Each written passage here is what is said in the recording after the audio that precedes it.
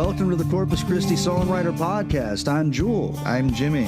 And I'm Matt Hole. And today we're here with Mr. Matt Hole, hanging out. This is, Matt, this is the first time I'm meeting you. Hello, nice to meet you, dude. Very nice to meet you, too. All right, and so, Jimmy, you know the background. You invited this gentleman to be here with us today. Why have you invited this gentleman? Why are we sitting here? Well, this is one of the most legendary musicians here in Corpus Christi today, in my humble opinion. He's South Texas Walk of Fame, I think is what it is, right? I believe so, yeah. Very honored to be that.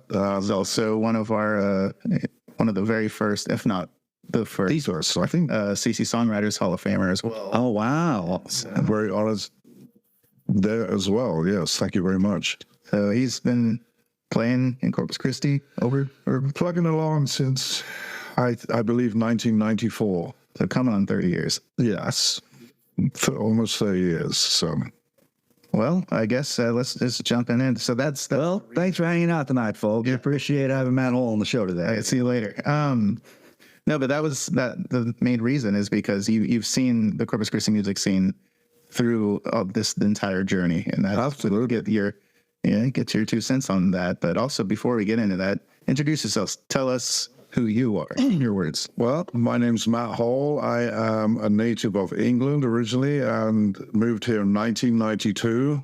Went to the open mic nights of the Executive Surf Club, I think around 1993. Met a couple of guys, started playing music. Everyone at that time was pretty much playing blues.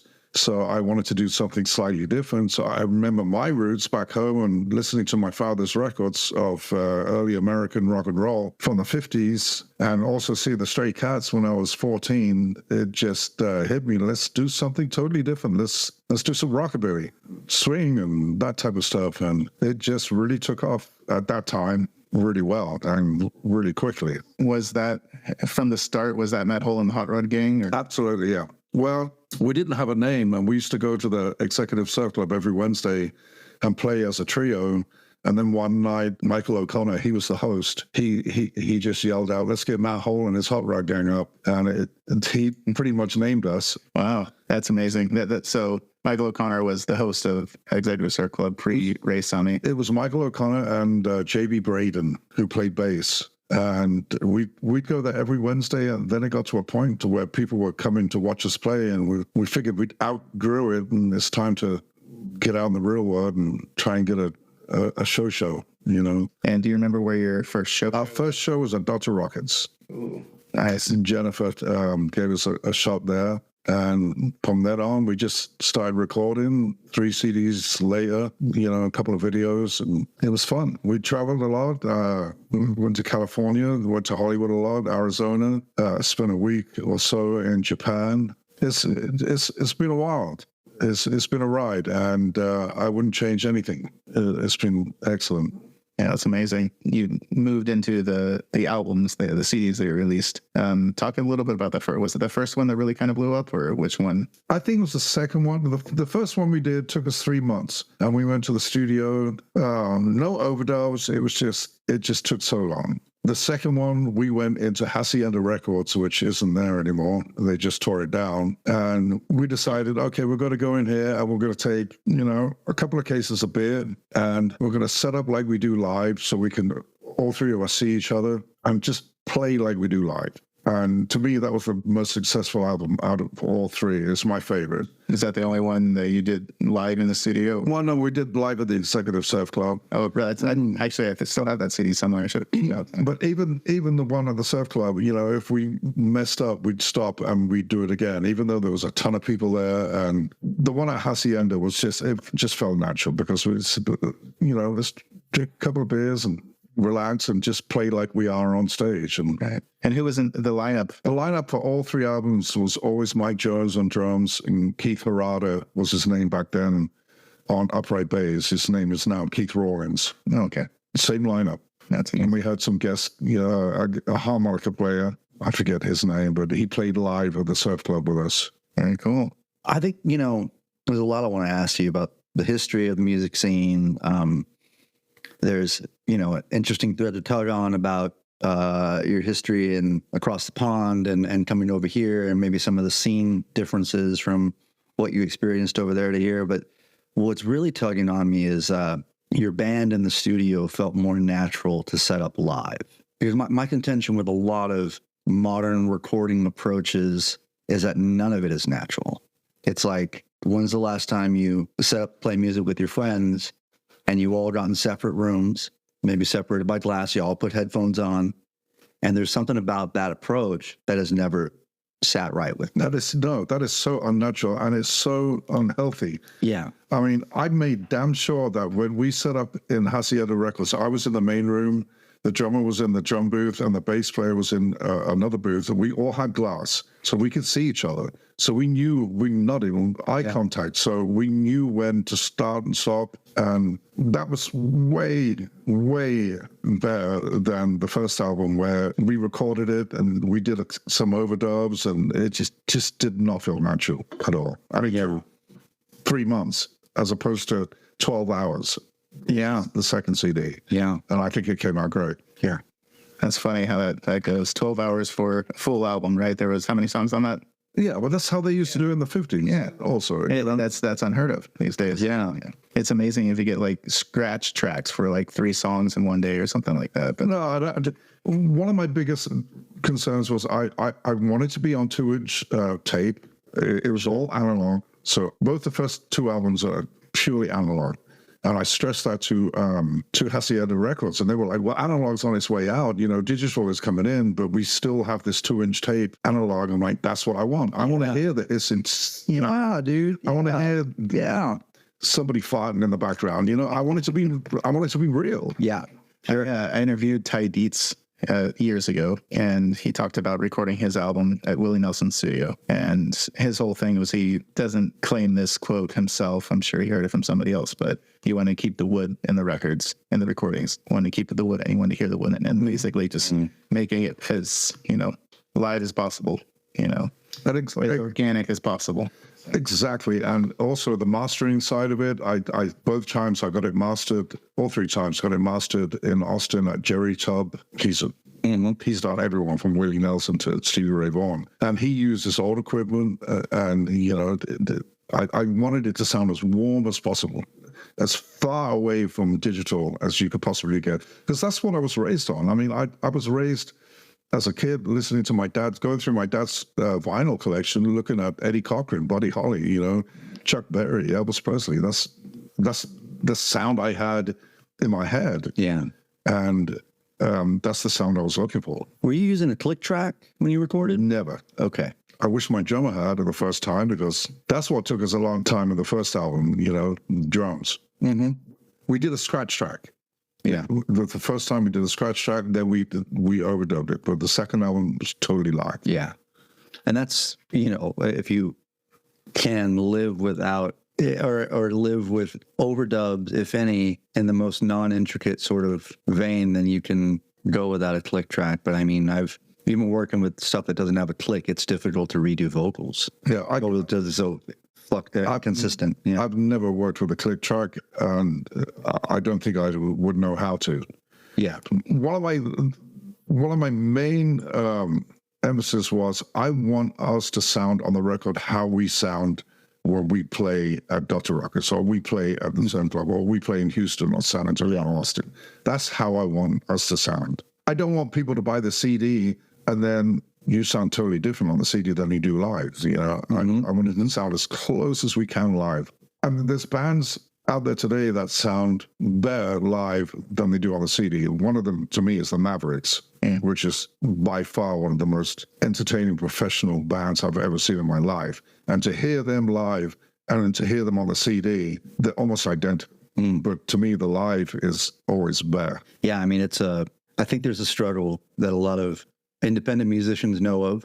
One of those struggles is it seems like only established and signed artists get to release an album and then perform that material. Whereas it seems like if you're an independent artist, you're like always kind of real time testing that material for the album. Then you do the album and you've already played that shit for years, it seems like. We were total What was that? But we were performing it, then we'd go and record it. Right. Right. But that was also like, You just didn't fight with it. Yeah. but the other battle though is like getting a representation recorded that is accurate to what you're doing live. You know, I know there's like a chasm between what I do and what I sound like on my albums. You know, like I'm playing an acoustic guitar with a fiddle player, but my album's a lot of electric guitar, Telecaster, shit like that. You know, We do the same thing. We utilize the studio as a tool. right. Rather than just an amplifier for what you do already. I got to tell you, I hate recording. I hate being in the studio. I was the first person. I want to hear why. Yeah. I just hate it. Yeah. I really despise being in the studio and the whole mixing side of it. You know, when you're sitting in there, you got your bass player on one side, your drummer on the other side. I can't hear me. I need to be turned up. I need to be turned. I hate that. You know, so I would just leave and say, you guys figure it out. You know, or the person who recorded it, I would say, can you please engineer this right? Yeah. You know, just make all that. Yeah. You know, to me, the vocals have always needed to be up front. It's been that way for hundreds of years. Sure.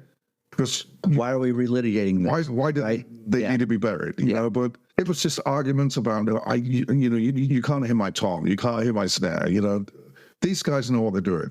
That's why we're paying them. You know, to let them do it. So I think a lot of bands who crowd around the mixing desk in a studio, there's a lot of narcissism going on. And I hate that. I really do. Yeah, there's a lot of ego involved with that stuff, man. And it feels like, you know, there's always the approach of like leaving and coming back in 2 hours, letting the band figure this stuff out, right? But it seems like before the days of like flying faders and stuff, that forced interaction crowding the console was even worse because mixing was like an all hands on deck process where everyone had to move things. And then you're really talking about if like, can you not hear that snare or that tom or whatever, you know? I mean, if the argument's going down or like, you can't hear my tom, it's made even worse when you're like, when this timer hits 2 minutes and 20 seconds, I need you to turn that tom fader up. It's like, well, you know. I mean, I'm seeing footage of like Joe Perry when they're mixing it, and he's in total control. Yeah. I'm not dogging the guy, but what a narcissist. I mean, it's just, it's all about him, And that side of it just really turns me off of recording and playing music completely. When was the last time that you went into the studio and recorded? The last time I recorded anything was at the Ryman Auditorium. And that was just a song I wrote, and I went in there one day, and it was one of those deals where you can go in, you pay $25 to record a song, and there was a girl in there singing a Patsy Cline song, and I walked into the little booth, I gave him my ticket, I paid, and he had an old acoustic guitar hanging on the wall, and I said, can I use your guitar, and can I do one of my own songs?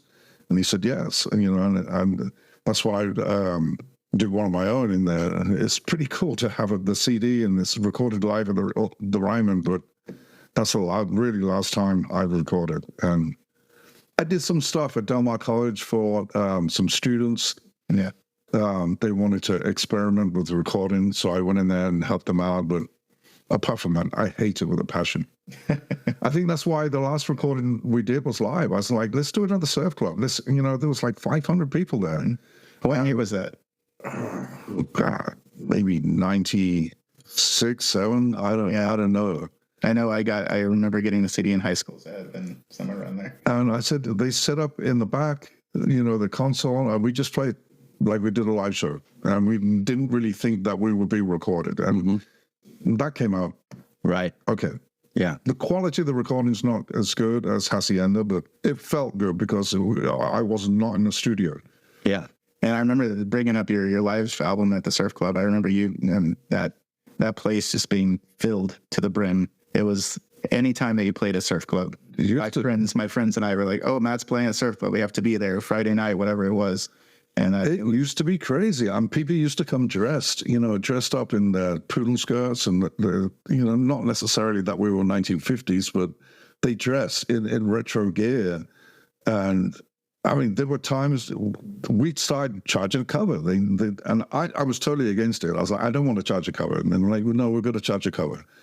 And so they started charging a cover. Then eventually they got rid of that. But yeah, the shows were packed. And eventually all those kids went off to college. Then they left town. And for me, that was, live music in Corpus Christi is slowing down.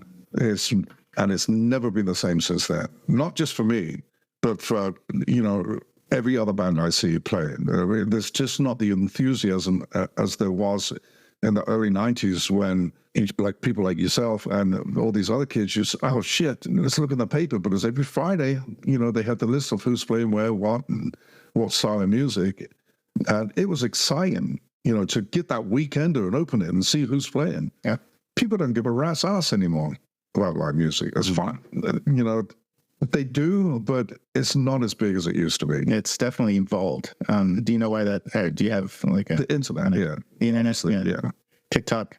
I mean, yeah, that's like what Casey was saying about how like, it's bad enough that like there's more competition, but the competition is more like, do I want to go out tonight or do I want to just like watch a movie on Netflix? Yeah. Do I want to play video games with my friends that are in different time zones around the world?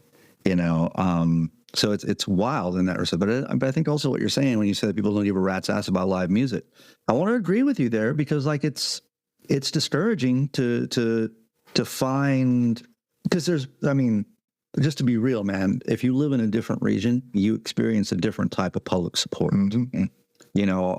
When I've mentioned this probably too many times already, but I lived in Woodstock, New York for the last 10 years or so. And But you lived in Woodstock? Right. So like, but the culture of musical support that's built into the people that live around the place where that historic festival happened, I say that it's ingrained in the culture because like people look forward to that. People go out. Everyone knows the local musicians' names. One summer when I was there, I remember I was planning on finishing up a record. It took me 2 years to make the Stan record, that Mountain Time record. And part of the reason why I took my time on it was because that summer there were like 5 other guys that were all local musicians, all played the same places, and they were all coming out with their albums. And I was like, man, I know all these guys. I don't want to compete against those guys with my album that way. So, but the point is that there is something left for wanting within the support that is offered up by the public in Corpus Christi. I don't think it's directly to the fault of the public, and I don't think it's necessarily that people don't give a damn about it, but I think the modes of acquiring that same Friday night listing or that same Friday listening where everyone's playing, it's so different. And I don't think that this region, all of us don't make proper use of those channels as they exist now. Like House of Rock is the only place that has a streamlined, here's the event, here's the flyer, here's the description, here's the ticket price, and here's the link to the ticket. They do. Like that. That's what they have that down lock. And they've been that way since day one. Oh yeah. Yeah. I mean, we just played a show with the Red Elvises. Yeah. Amazing band. Surf Club used to do that. They used to, have right next to their menus, they used to have a monthly calendar of who's coming in. Yeah. One of the problems that I see these days is every single bar or club in this town, it just keeps booking the same local people over and over again, repeatedly. It's like, so for me as a person who wants to go out and see live music, I just saw them 2 days ago. I just saw them 2 days ago. I just saw them 2 days ago. There is no change. And it used to be these downtown bars used to get, Casey was really good at it, giving people from out of town. He used to get Blue October. He still did it. Yeah. And he still does. Yeah, one of the only bars in town that still hires indie touring acts. Exactly. But he also gets a local, the draw to open for them. Sometimes, right? Depends on the band. I mean, I try and tell, like, I ran I was a booker and sound guy and all that stuff for a club in New York for a couple of years. And, I tried to tell them, like, you need to, on those good nights when the bar makes a great profit, I'm like, I need you to remember this night because like a week from now, that's going to pay for something. Yeah, we need to host an indie out-of-town band that has no following here so that the locals, when they show up here, know that they don't know what they're going to expect and that what they do receive will probably be a delight. but we're going to lose our ass that night. Absolutely. But also, you have to give that same band that you're going to lose your ass on that night at least 3 or 4 more tries before the word gets out and spreads to where people say, hey, you got to go see this new band. There's a band from Victoria I love. They're called Velvet Drive. I don't know whether you've seen them or not. They're a cover band. But she does covers that no one else is doing. She does Debbie Harry. And she's incredible. Yeah. Just to hear somebody do these obscure covers. Let's just at least mix up the cover songs, y'all. You know, at least do some obscure covers, man. You know? And I'll tell you, I went and watched this incredible blues player the other night, Mike O'Neill.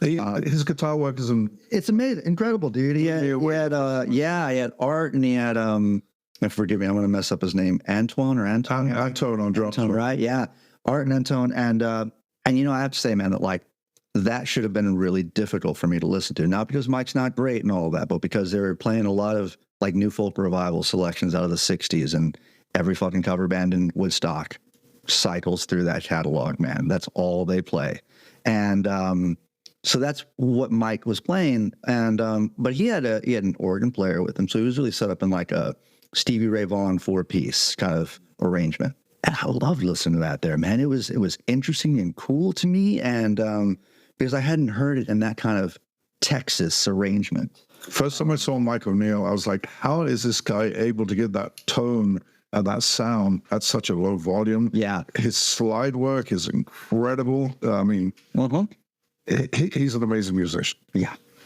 And he also plays with, you know, amazing musicians too, you know. I think I already played with Delbert McClinton. Yeah. So that was really cool. But you know, the thing is too, is that we were talking about you know, Mike, if you're listening to this, hello, buddy, we love you.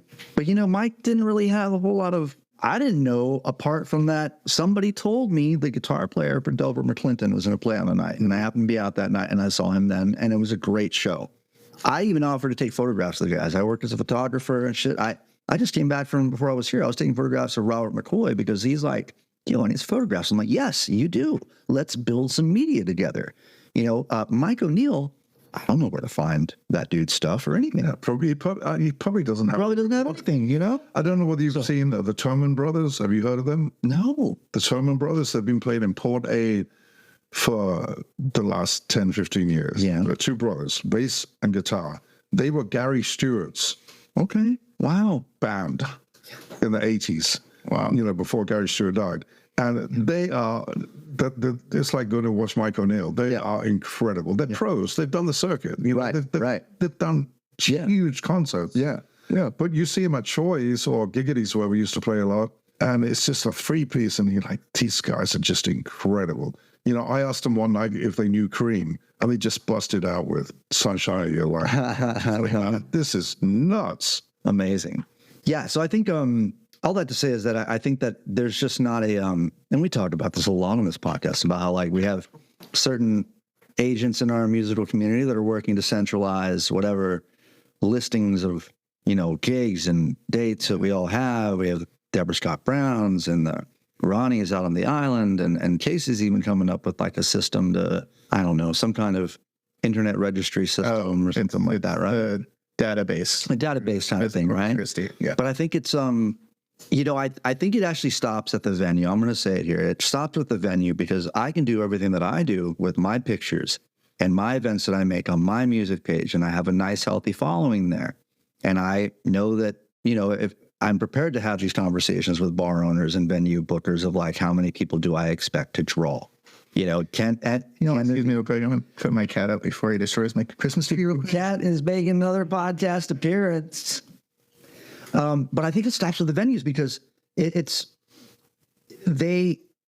I don't see anybody else aside from House of Rock actually putting the damn event on their page and listing it. And if I want to find something out about House of Rock, I know I can go to their page. I know where to get that information. You're right. These bars and restaurants have become too complacent, and a lot of times the calendar that they had for October, they'll turn it upside down and book the same shit for November. The same bands, they'll just like, okay, well, let's just turn it upside down.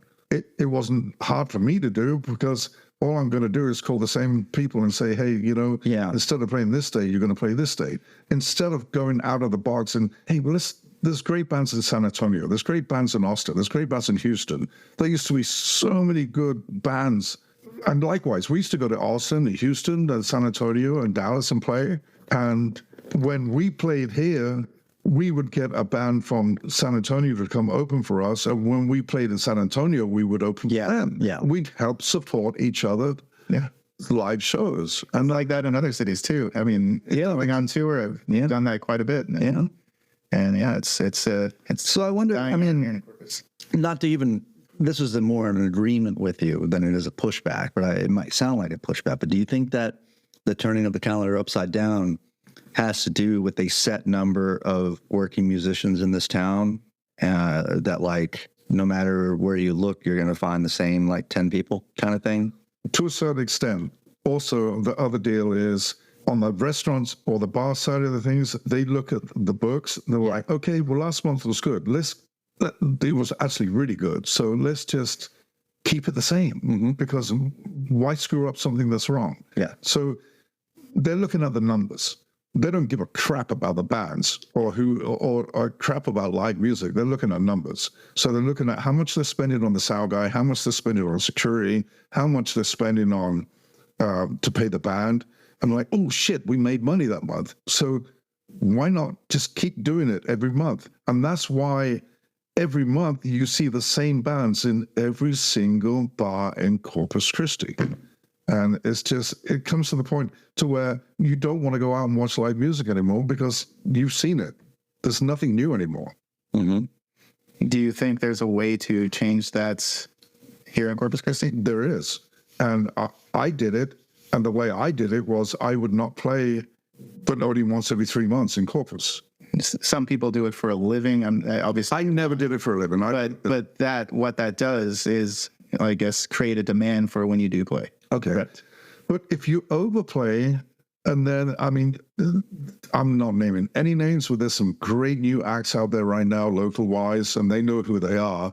And you're playing a Friday downtown here, a Saturday downtown here, like 3 blocks away, and you're doing that, you're going to gradually see your crowd get smaller and smaller and smaller and smaller. Yeah. To the point to where you're going to be like, what the hell have we done wrong? What you've done is you've overplayed this tiny little town, my friend. But you know, it's all the same notion though, man. We overplayed the town because, you know, it's not like people are, just fucking overplay. It's not like anybody can figure out where you're playing anyway, because nobody can go to the venues thing and figure it out. It's your promotion. It's your shit. It's your crowd.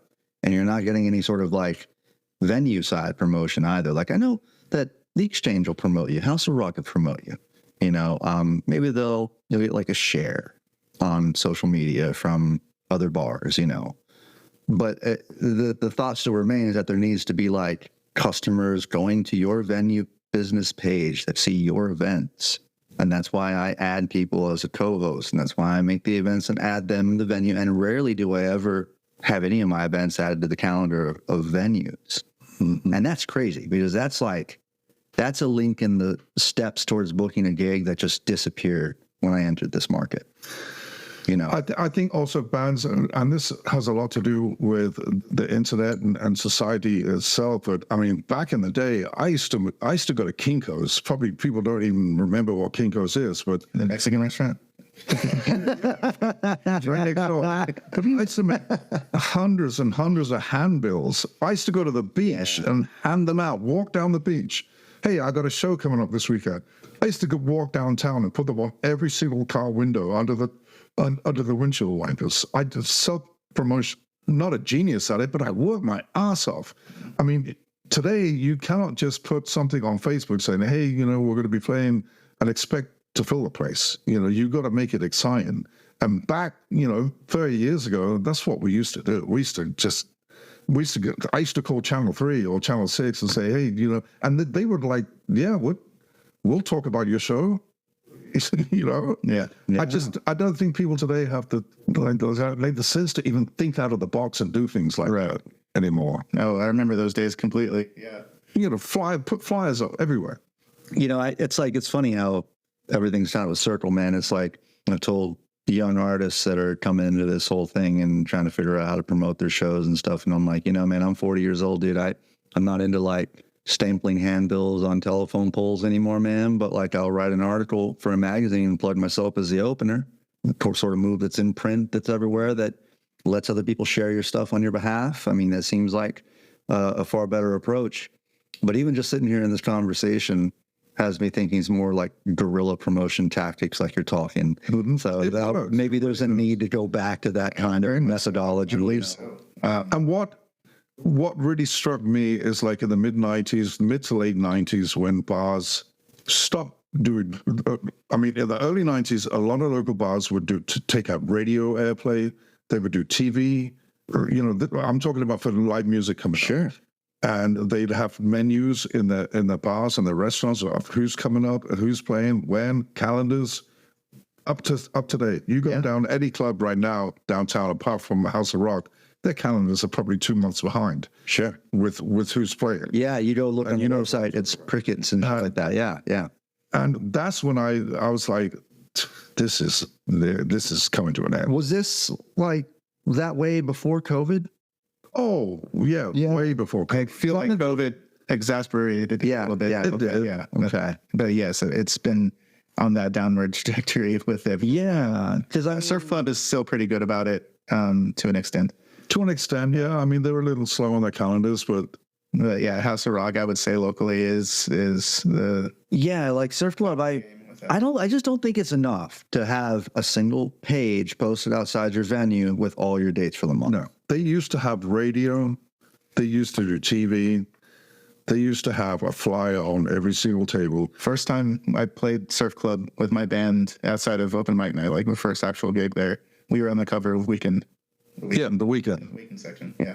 So for that to happen, that doesn't happen anymore, especially for local artists. And that's just, I mean, you can point fingers at whoever you want, but at the end of the day, it comes down to poor management on the bars and the restaurants, you know, and all they're looking at is numbers. Okay, well, this number is going to satisfy my boss, so let's just keep it going as we are. Why change anything, you know? And I mean, but you know, I think you give the venues a little too much credit too. And I mean, please don't not ever book me the rest of my life, venues, if you hear this. But I don't think there's anybody at any given bar, because we have enough friends that work at every given bar, enough musician friends. I don't think there's a single damn bar out there that looks at an act and then says, well, let's note that this bar's profit from this night was this much. So when we go back to book this person, we can re-reference that number. I don't think they're even looking that far. Actually, they do. Surf Club does that. Surf Club, yeah. Back in the day, I was able, well, I don't know if I'm able to say this, but I was able to talk to the manager at the end of the night and say, how was the sales? Right. True. Yeah. Excuse me. They're calling you right now. Right. They're calling me right Surf Club on the phones. Yeah. $16,000 in alcohol tonight and $7,000 in food. Incredible. Amazing night. Yeah. Amazing night. And so there's your $150. Exactly. And we'll see you in 6 months. Yeah. Yeah. Yeah. That was one thing I was going to bring up, was the payout has been the same forever. And I think that's one reason why it's so saturated with local artists, because we're the only ones that are going to do that. When I played full time from 2014 till COVID, basically, it was what, $150 here, $150 there, $200 here. And you know, when you tell them you're not going to do it for that, they don't want to know. Yeah. They would rather pay somebody $50 less and have 100 people less in their room just so they could pay less money. Yeah. I would rather pay $100 more and have 100 more people in. I mean, the math, this works out. Exactly. You don't have to be a rocket scientist. 100 more people buying that many more drinks, and I mean, it's worth it. Yeah, and you know, the booking conversations here are not like the booking conversations that I've had in other markets too. There's no door. I mean, there probably is. Jimmy, maybe you can speak to this, or you know, I haven't had a single booker be like, hey, let's do like an 80-20 door split. The house gets the first 15 tickets, and then we'll give you 80-20 after that or something, you know. Used to be that way. With us at Surf Club, they used to offer us a percentage over the door. So a guarantee over the door. Right. Okay, so I got a choice. At the end of the night, Or is the door bigger than the guarantee, or is the guarantee bigger than the door? Obviously, I'm going to choose the highest one, Yeah, but that doesn't exist anymore. Yeah. Occasionally, Casey does that at House of Rock. Okay. But that is, as of right now, that's the only place I've had that choice here locally in the past. I don't know how long. So also the days of traveling out of town and getting hotels paid for you and food and bar tabs, they've been 25 years ago disappeared. We used to go to Dallas or Houston, and how many rooms you want? Yeah. Well, it's me and my wife and the band, so just 2 rooms. What are you drinking? We'll get you 2 cases of this, and that's the way it used to be. There's a restaurant down the street we're affiliated with, and go down there and order what you want. Yeah. Yeah. Yeah. It's been a long time since I've actually had it like, I have a rider, I can request like a 12-pack or something in the green. Nowadays, yeah. And you can say, well, yeah, you made us $16,000 tonight, but you charged me for a fucking Coke, dude. Yeah, dude. Yeah, I have a buddy who was an old drinking partner of mine in upstate New York who, a songwriter guy, made our living doing that, but we used to have these sort of commiseration conversations, and I have this memory that sticks out where this guy looked at me, he's like, and you can't even give me a drink in your house of liquor, and it always gets me, man. It's like, you're going to charge her for a Coke or something, but like, there's just like a wall of like profit behind you, an array of various like things you can sell for way marked up at all this shit, right? And I mean, at the end of the day, it's like restaurants, man. So like, even as a booker, I booked acts that brought too many people and got the blame for that shit too. Where it's like the bar didn't make money. I'm like, I don't know how you didn't make money then. It's like, is your bar not organized far enough to where you couldn't get to everybody? Did you not have enough stations, or do we need to add a small cocktail bar or an outside beer sort of situation, to make maximum usage of this stuff, right? So at the end of the day, it's like, if a bar can't pay musicians any more than what they paid 30 years ago, there needs to be a bit more ingenuity on the profit side for them too, like. I also think the artists need to be a little more aggressive about playing for peanuts, as opposed to like, this is what you paid me 30 years ago. I don't know, why would I come back here 25, 30 years later and play for the same thing? Don't you think I've gained a little? It's legitimately one of the only markets where the pay has stayed the same this whole time. The minimum wage has gone up, peanuts, but still has gone up. And then we still get paid $150 if we don't fight for it, I mean, you can barely make that work as a solo guy. I don't know how you make that work as a band leader. It's quantity over quality, honestly. Yeah. And you have to play like 6 nights a week in order to make it worth it. I remember playing the Yucatan. Hence the reason there's so many people over and over constantly playing locally. And there's no room for traveling indie artists. I know you're probably too young to remember the Yucatan, but we played there on the back patio. It's where the Whataburger on Shoreline is now, or close to there. It was in that parking lot. Right. And at the end of the night, I used to go get paid. It was $300. And that was pretty good for, close to 30 years ago. And I used to go in the office and there'd be money stacked up this high. And a bouncer there and the manager, and they 1, 2, 3 off the top of the rack. And that's it. I mean, the amount of money that was made in these bars was just astronomical. Now, do you think, is there a glimmer of hope anywhere in this? Do you think? Not a chance. Oh, right. No, that's what I want to hear. I'm sorry. If you got 16 bands in Corpus Christi who's going to continue to every Friday and Saturday night play Tennessee whiskey everywhere the fuck they go, it's a great song. But how many times have you heard that in the last 4 years? Jeez. I got to be very careful what I say. So everyone needs to line up and just not overplay. That's my biggest deal. And the bar owners need to get different acts in. There's not those same 12 local bands in town. There's way more than that. And there's way more people willing to come in to play for the same from out of town just to get a chance to get out of their town to play somewhere new. Yeah. But these clubs and bars are just refusing to go out of the box. I honestly believe, and this is one of the reasons we do the festival and bring in like fresh faces here in the Coastal Bend, is to just try to bring some electricity back to the stagnantness. Yeah, exactly. And to show that there's more out there. And not saying that what is here is not worthy of it. It's just, we, like you said, there needs to be variety. Yeah. And the fact that it is right now quantity over quality, instead of paying just a little bit more for certain acts, and so they don't have to play all the time. They get, even it out a little bit, pay them a little bit more, bring other people in, and then I think in the end it'll all even out. So I gotta also say, because I was just having this conversation with Robert when we were driving around looking for spots to take photographs. What I feel like I understand more of the psychology of your local booker than most musicians who haven't been a booker. Because when you first start booking and you are the sort of go-to point person on all these events, it's actually a very gratifying feeling, and it's lovely. It's like you're facilitating all these events. This is great. But 90 days into that, it is like the bane of your existence. And it's people contacting you from every angle at every moment. Can we hear the cat on the recording? I wonder, there's the cat meowing from the room back here. It's making us all crack up as we're talking about this.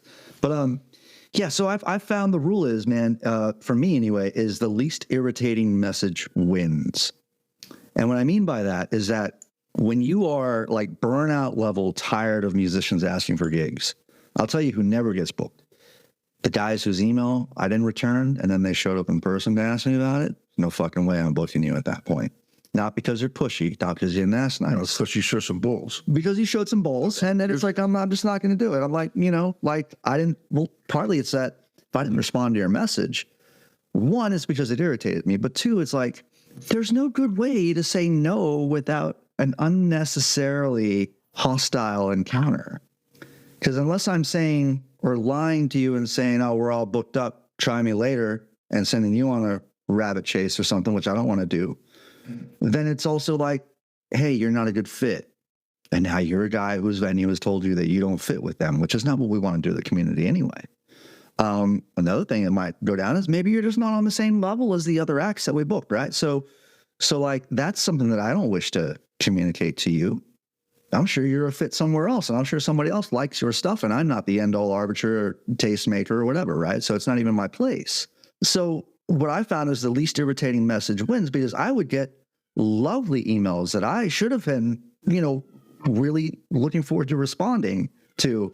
But I didn't. I got emails that were lovely that were like, hey, I'm new in town, from like a, attractive artist that's like, hey, I'm new in town.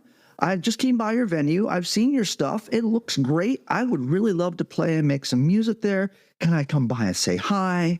And you would think that such a cordial, welcoming message like that, a booker would be like open and receptive towards. But like the vitriol that came out of my mind, just observing that, like, I'm like, oh, great, another local artist. How long are you going to be in town for? Are you just passing through? You just want to play a gig and get out of here? Or are you really going to be a part of the scene?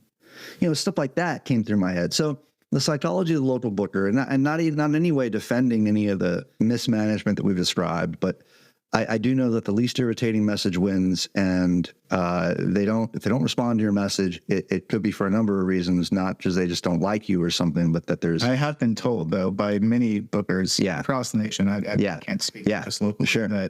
That a lot of times the email does get buried. So yeah, it does. Again, email it does. Like, yeah, actually don't mind. They actually don't mind the repetition because we can just ignore it. Hey, no, because I've been told that. Yeah, I mean, so I continue doing that. Yeah, with national, booking, I've been booked in New York. I've been booked in because especially the Rockwood Music Hall or places like that where they are inundated constantly. Yes, you email for a third time and finally they see it and they're like, yeah, you can play. Right. Either that, they're just irritated after like, fuck it. Well, yes. One of the two. Yeah. Either way, it worked. My favorite was I'd call bars, out of town, like, well, nobody's ever heard of you. I'm like, why should we give you a date? I'm like, give us a chance, Nobody ever heard of Eric Clapton before he started playing, or whatever, you know? Yeah. Ooh, is that the cat? Oh, yeah, the cat has the worst farts. Oh my God. Oh.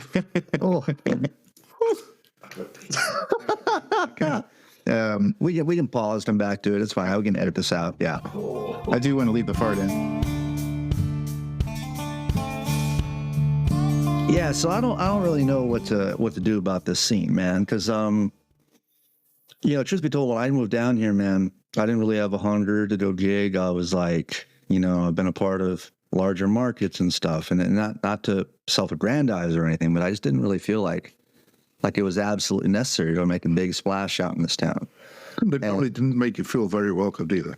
Well, man, it is what it is, man. But I got here, I met a fiddle player, and I did what I did when I did in any market, man. I just got a bunch of emails together from all the venues, sent out a shit ton of messages, and I got nothing back from any of them. And I can email Victoria, Alice, other surrounding places, and emails got back to me. I'm not saying you just can't email in Corpus Christi venues, but I had a local musician that pulled me aside and was like, yo, we're 10 years behind. You're way ahead of the game. You're too over-prepared. Just take your album out and go talk to these people in person. And that is still the best way to get booked. And that's what I did, and that's how I got booked. And like I was just hanging out with Robert, and Robert, he plays this Weissenborn guitar, this hollow acoustic lap steel kind of instrument, Hawaiian lap steel or acoustic lap steel, whatever. And anyway, so he was like, yeah, I just take my guitar in and show it to people. And I play it a little bit and they say, all right, let's book you. So it's like this very, going back to what you were saying about printing out handbills. That seems the nature of the beast that we're defined in here. The handbill stuff seems to be, I mean, not that I've tried it, because like I said, I do things online and stuff, but that is probably the method that needs to be used here. Because if it's not an email town, if it's not a town where you can get on Facebook and go look at the venue's business page and check out all their events, if it's not a town where the artist you want to go see is going to have that flyer or event listed, then what else is there other than handbills at this point, Put on 1,000 windshields. I mean, hey, Tidy's won the sticker war, Triple Knight's strong second place. Yeah, Kurt's coming in third, It's worked in Las Vegas for 60 years. Yeah, that's very true. It's true, yeah.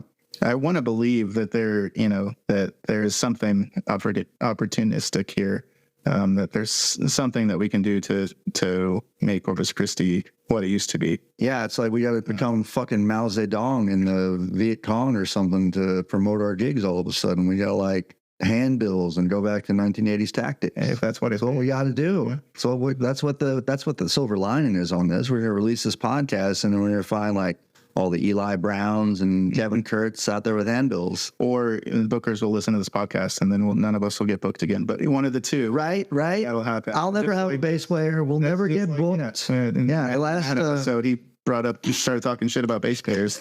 And now there's this whole movement, like, we hate Jules. All the bass players in town don't like me now. And it's okay. I never liked y'all either. No, I know I loved y'all. You're great. I love bass players. Bass players are wonderful when they are in the pocket. You just got to have more. Play the root. Yeah. Play the one. Yeah. So yeah, I know this whole kick last time about you still talking shit about the root. Okay. I'm still talking shit about the fucking holding it down. And I will say though, when I've had positive bass experiences, it's been really great. Good. It's been really wonderful. But the terminology for this is like, I think it's really hard for songwriters out there to find their skinny Dennis. Mm-hmm. Like the guy that knows your stuff, like JM is to Ty Dietz. Mm-hmm. That JM to go out on a boat or whatever. James played with you before, correct? Yeah, he's playing with us next the 22nd. Right. Okay. Cool. So like Muniz, yeah, because he can go out on the boat for however long, come back, and he doesn't miss a note with Ty. No, he doesn't need a rehearse. Right. So I mean, defining your skinny Dennis is like something that like, like I have Chisholm, and Chisholm floats around playing melodies and it's beautiful stuff. I love what he does and everything, but that's different from having a skinny Dennis who like latches on to your material and sticks with you.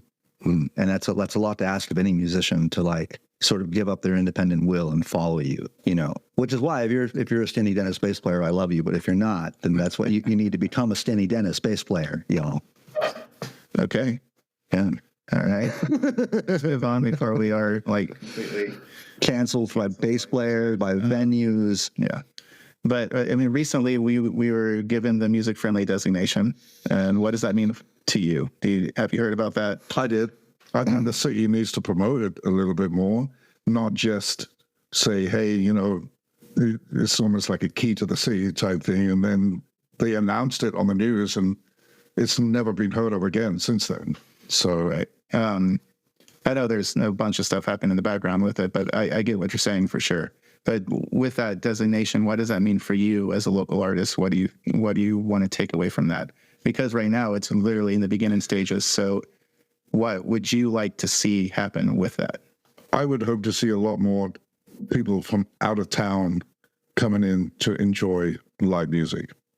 And vice versa, I would like to see the live music venues step their game up and make it a little bit more entertaining for the people coming from out of town. Where it's not just a good 80% of it now, if not more, is just background entertainment.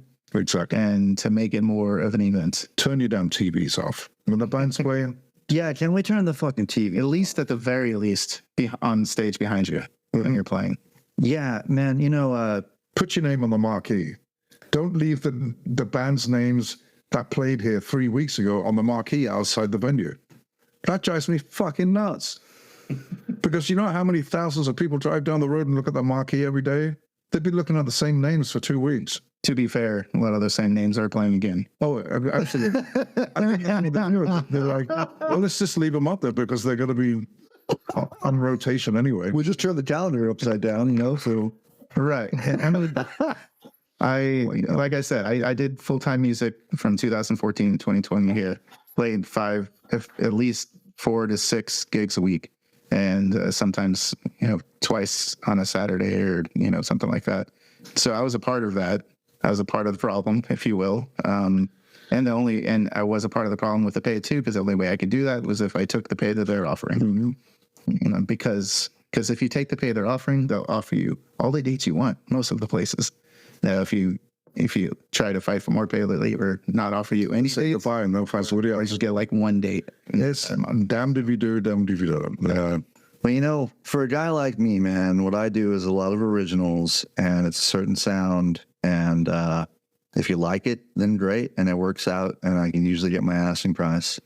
But if you're not paying enough and you don't like it, then there's not really much I can do about that. And I just get in where I can fit in, you know. And that's, you know, I was part of the problem in November. I had a bunch of dates, not so much in December, you know, not a whole lot of dates going on in this town right now. I don't think it's a problem. I think people just need to pay attention I think all the bands need to look at each other and say, well, who's playing where? You know, let's go to. Are you saying we need to form a union? Oh, no, but let's Definitely not there yet, but that would be cool. it would be cool. It's like maybe this month I'm not going to play in town. I'm going to go to Port A and Aransas or Rockport. And then I'll come back next month and play. Mm-hmm. It is in New York, even in some of the places I play in Fredericksburg and Austin, it's some of the places in Austin, not all of them. They have this thing where if you play within a 50-mile radius within a few days, you can't play here. They did that with us when we went to LA and Hollywood. Yeah. They were like, oh, you're playing Anaheim? Well, you can't play the Bar Deluxe in Hollywood. Yeah. Yeah. If you're playing the same month. Yeah. I'm like, what? Yeah. And that's what it was like. Could something like that work here locally, do you think? No, because I think the bar owners are too damn lazy to make that happen. Seriously. If you had people buy in on that idea, do you think that would work? Yes. Do you think that would work? I don't think it will work at all. I think if someone like Packery was like, hey, you can't play anywhere else in 2 weeks, I'd be like, okay, and I book the gig anyway. You know, I mean, no They're going to do it, especially I love you, Packery. It's not you. I should have said anyone else in that place. But, you know. And if they're doing it for a living, they're going to do what they do just to make a living. Right. I think it's... I mean, I broke the rules in New York. Rockwood said I couldn't play within a 50-mile radius. I booked another place in Manhattan. What are they going to do? Yeah. Before. So. Yeah. It boils down basically, it's like I said before, it's the people booking the bands that have just become too complacent and too lazy.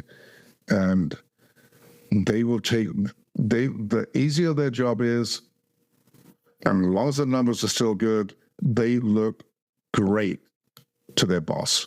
So they're not going to change anything.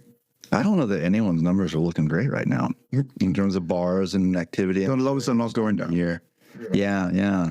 When I step into these venues, there's not really any of these venues that, like maybe you step into House of Rock and you step in their main venue and it's like you're clearly oriented towards the stage and you're sitting down at a table and there's a standing area and you're in an immersive show environment.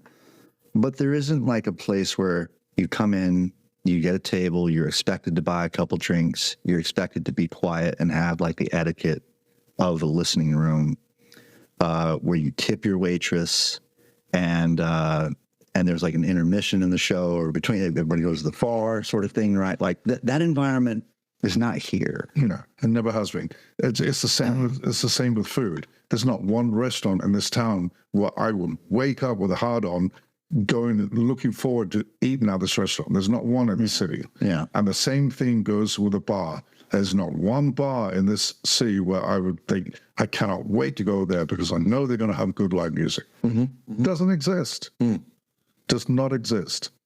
I mean, as I think about like my time spent in New York was like when you went to a restaurant, you were guaranteed that you were going to have probably a good experience at that place. Like very rarely did I ever go out to a restaurant in New York and come away unhappy because the relative competition puts anyone that doesn't make people happy out of business anyway. So it's like the competition is stiffer, a rising tide raised all the boats, and that's where it's at there, right? So I come down here and I feel like there's not really like it's not really an arbiter of like, where the standard needs to be. You know, it's everywhere in between. I mean, but the stuff that's supposed to be high is not even that high. Like the fancy restaurant is Olive Garden, right? So for someone like yourself that lived overseas, right, I'm sure that you come here and the reason why you don't wake up with a hard on going to these restaurants is because there's not like an excellent duck fucking confit sitting at this restaurant that you got to get to with a French chef that trained at like CIA or something, you know? Not necessarily. There's thousands of restaurants in this town which could be amazing, but they're not. It's not like there's not enough restaurants. There's too many restaurants, just like the music, there's too many restaurants doing the same damn thing. And there's nothing that's really exciting. Tell me something you like about Corpus Christi so we can... Yeah. So this isn't like a tragedia. It's more of a comedy. I'd love to say, I jumped out of a Greyhound bus here in 92, and I walked down Ocean Drive. It was December. It was 87 degrees, and I told myself, this is where I want to live. And I've been here ever since. I became a U.S. citizen 8 years ago. Very proud of that. Speaking to my father today about what's going on in Europe and England, the national health system has collapsed ever since Brexit. The whole country has gone to shit. There's no way I would go back there. I love it here, you know, and I love Corpus Christi. I'm very honored to live here. I'm very proud to be a Corpus Christian. Are there things that could change or be different? Yes. There's thousands of them, but it's not going to happen overnight, and especially the music scene. Now, do you see certain things like, I mean, not just to bring us up, but what we do, the Corpus Christi Songwriters, the festival, and I mean, there's other little, they've been doing the art walk forever now, but that's grown exponentially over the past decade or so, where now it's this huge thing instead of just, you know, Lower Townville Park. It's this gigantic thing across downtown. You see, I mean, I call those small wins. You see, they are great. But then on the other hand, and this is just me looking at it, it's like, and I hear this from a lot of people. Okay, so where's Art Walk this week? Well, last month it was down there, and this week it's down here. It's like there's no consistency of keeping it in the same freaking location. Nobody ever knows where it's moving to, you know? Yeah. I don't know if there's a website or where you could... They do. The Downtown Management District releases a map every month that shows you. So why do they change it monthly? I guess fresh blood, or I honestly have no idea. I'm just guessing. So, but keep people on the toes. Yeah. You know, it's art walk. You gotta walk to it. It's not the place you think it is. No, but apart from that, walking. You walked in art. I love the city, you know. Yeah. As well. I feel like to be a Corpus Christian is to like be how Faulkner talked about being an antebellum author. It's like you love the South, but you insist on your right to criticize her and never give up hope that she can be better, you know? And there's this saying that anybody that tries to make Corpus Christi better in some capacity has used this saying forever, and it's always the city has potential. Yes, that saying pisses anybody that tries to make the city better off. Yeah. So, which with good reason, but but it really does. That the city has potential. Can we buy into that potential and actually make the city better? That's the question, right? I think that we can. And venues, if you're listening, give me a job as a production manager. Okay, like I'll do all the booking, all the sound. We'll get a good variety of artists in, and we'll create a template for. We'll basically just follow House of Rock's template, okay? And then we'll be the other venue in town that does everything right, and you'll see the results from there, you know? And then maybe other venues will catch on and start doing that shit. Because I think that's honestly what it is. I don't think that, you know, I love the idea of the handbills and all that shit now because there's a reason for it. Whereas before, it seemed like unnecessary sweat.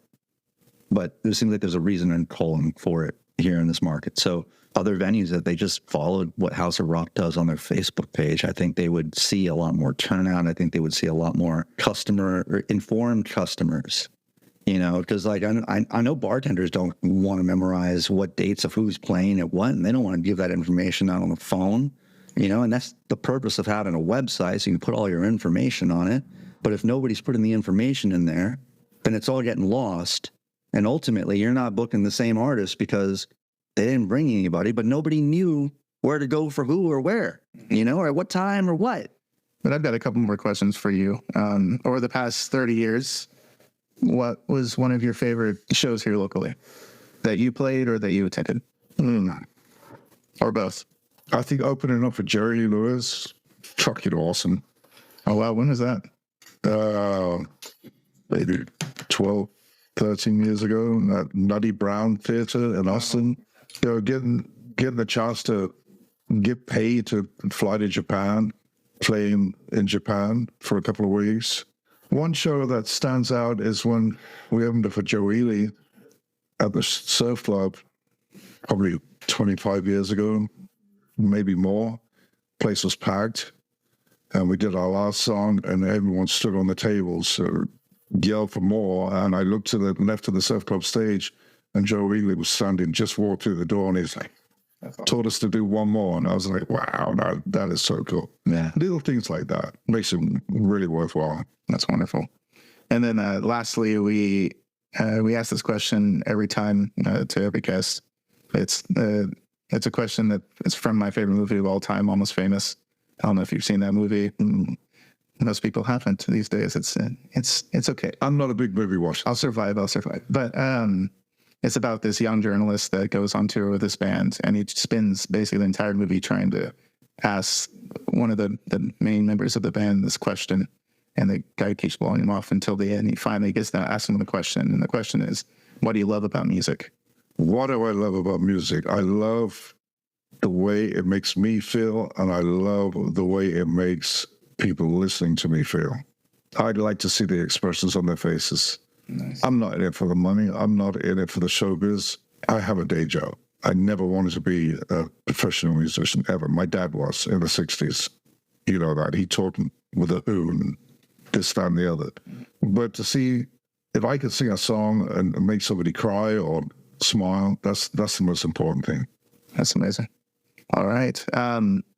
Is there anywhere we can find your music online, or just get it from you at a show, or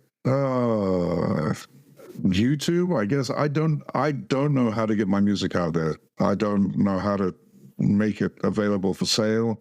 Obviously, I don't have any more CDs. They've long gone. Long gone. So, I mean, if anyone out there is willing to show me how to put it on Spotify or... Hey, we've got a couple people right here. I'd love it. You know, start a podcast. Yeah, you can feedback. Yeah, man. It'd be nice to make some money at selling some records. Spotify, you'll get like 3 cents every quarter, but yeah, I don't know about the money thing, but it would be nice to be able to listen to something. I miss the checks from, we used to get little checks from BMI. Yeah. They were cool because we did some movies and soundtracks and stuff. Yeah, it's always fun getting my little, it's not checks, it's fucking check in from MTV. The one time I had something synced, and it's literally just 6 cents here, there, whatever. And these days, I don't even know what it is. Like, I don't even look anymore if it's even included. But But yeah, when they first started coming out, I was like, I made it. Yeah. I made it. Yeah, I always felt like what has Ass Tap ever done for me kind of thing, you know, like made an ass tap out of you and me kind of thing. So, Well, anyway, I'm looking forward to Sundays. Yeah. Nervous as shit. yeah, maybe we should talk about why you're here, man. We got to get better at that, right? Dude. Matt Hull is here because he is the featured songwriter this Sunday at our Corpus Christi Songwriters in the Rounds at Executive Surf Club. Sign up starts at 6:30, music at 7 p.m. And Matt will be playing several of his original music acoustically. Yeah, Even though they were written on electric guitar for a band, I'm going to try and do them acoustically. that's what I love about this whole thing is it, takes you out of your The comfort. diversity. Let's do it. All right. Thank you guys so much. All right. Thanks for having me. Talk to you guys next time. Bye.